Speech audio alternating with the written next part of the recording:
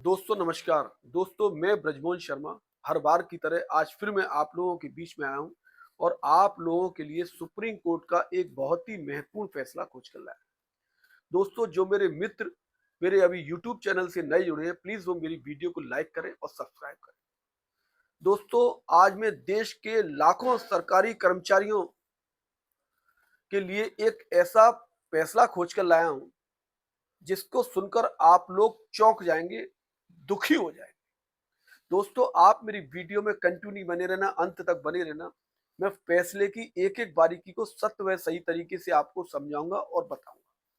दोस्तों सबसे पहले मैं आपको ये बताऊंगा कि ये मामला था क्या। दोस्तों मामले को गहराई से समझने के लिए हमें थोड़ा पीछे चलना होगा। यह पूरा विवाद उड़ीसा सरकार के परिवहन विभाग यानी ट्रांसपोर्ट डिपार्टमेंट से जुड़ा है। वहां दो कर्मचारी थे, श्रीपति रंजन दास और आदित्य भंजन साहू। ये लोग असिस्टेंट सेक्शन ऑफिसर के पद पर काम कर रहे थे और assistant regional transport officer ARTO के पद पर प्रमोशन का इंतजार कर रहे थे। अब आप दो पॉइंट समझिए। नंबर एक, कर्मचारियों का तर्क क्या है। इन पदों पर वैकेंसी तब आई थी जब साल 1981 के पुराने कार्यकारी निर्देश लागू थे।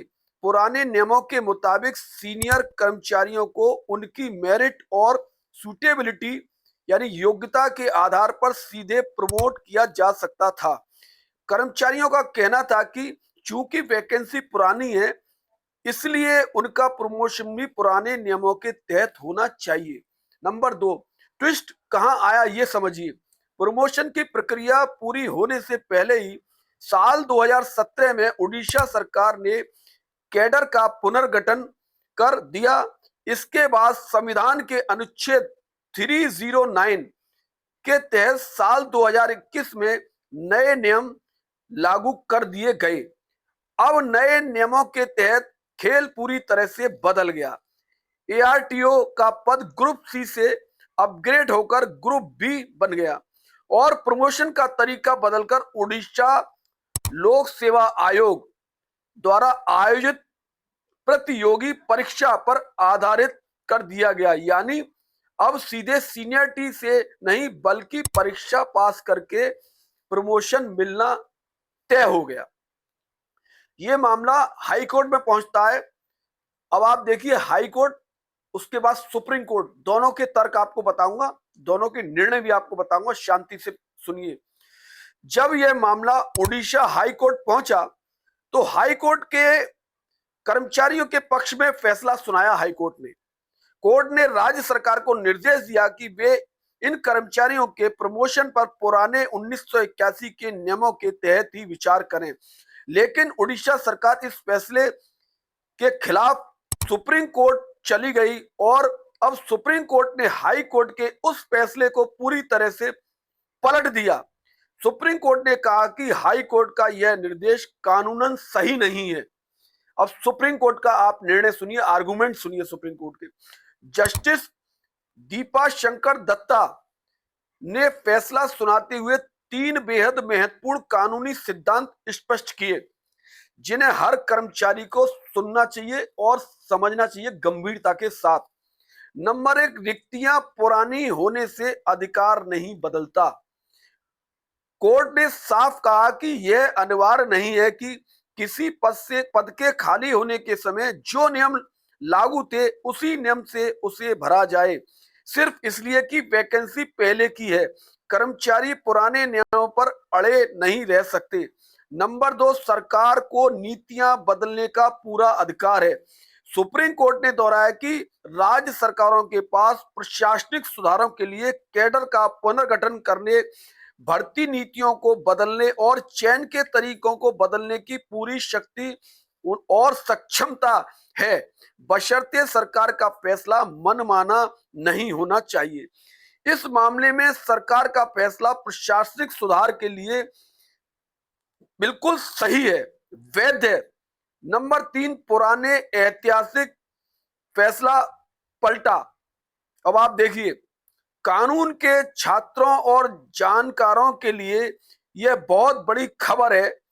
सालों से service law Y B Rangaiah versus J Srinivas Rao 1983 के केस को एक मिसाल माना जाता था, जिसमें कहा गया था कि पुरानी वैकेंसी पुराने नियमों से ही भरी जाए। ये पहले ऑर्डर हो चुका था।